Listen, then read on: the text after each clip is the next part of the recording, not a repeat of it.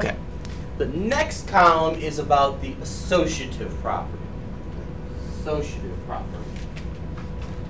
The associative property is all about moving sets of parentheses.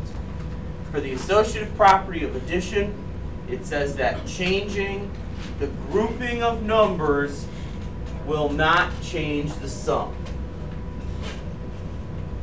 Changing the grouping of numbers will not change the sum. And for multiplication, it says that changing the grouping of factors will not change the product. Changing the grouping of factors will not change the product.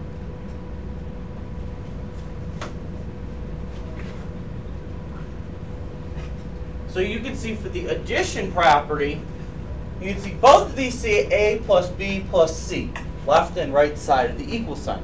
The only difference is over here, the parentheses are around the A and the B. Over here, they're around the B and the C. Since it's all addition, no matter where I move those parentheses around, though, I'm still going to get the exact same answer.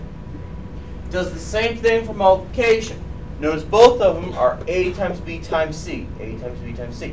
The only difference is they move the parentheses from being around the A and the B to being around the B and the C.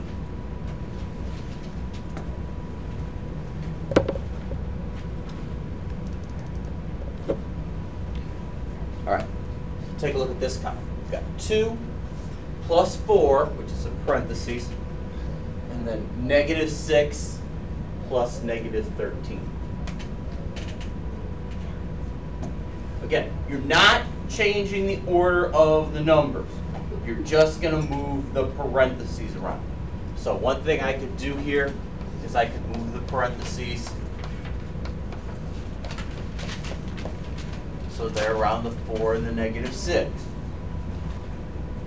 What other set of numbers could I move the parentheses to be around? Victoria? Negative 6 and negative 13. Right.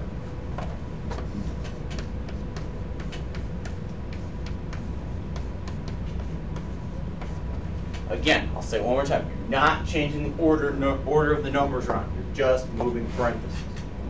All right, so what numbers could I move the parentheses around in example 4, which says 3 times 2 times negative 2 times negative 1? Kristen? 2 times negative 2. I could move the parentheses so it's around the 2 and the negative 2.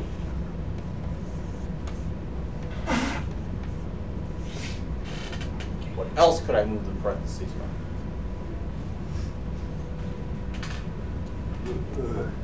Victoria? 3 and negative 1. No. Kristen? Negative 2 and negative 1. Yeah, I can move it so it's around the negative 2 and the negative 1.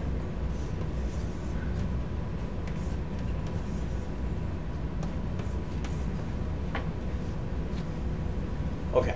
So you're probably saying to yourself, well, why do I want to use these properties? What does it do for me? I can still add them up from left to right. These aren't difficult problems. Well, take a look at this one. Negative 3/5 plus negative 2/5 plus 3, and that second part is in parentheses. Take a look at this problem. You've got fractions, but not everything's a fraction. So the first thing you have to do is you'd have to get a common denominator. Okay, meaning you'd have to change 3 into a fraction. Then you'd have to add up. Then you'd have to simplify if you could. But there's an easier way to do this problem. If I use the associative property of addition and move the parentheses, so I put them around the fractions. Now take a look at what happened. Now I've got negative 3/5 and negative 2/5 in parentheses. Well, those two together, when you add them up, make negative 5/5. Well, 5 divided by 5, that's 1. So that whole thing equals negative 1. So now I've got negative 1 plus 3, which is, of course, 2.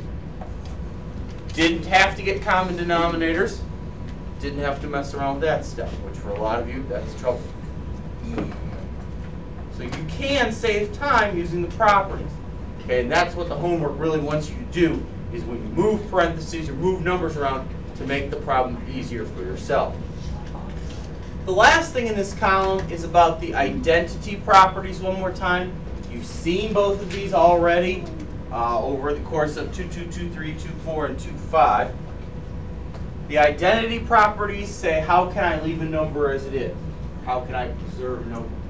Okay, well, if I add, I'm talking about adding 0. Because you know by now, if I add 0 to something, it doesn't change. For multiplication, it's multiplying by 1. Because if I multiply by something 1, it doesn't change.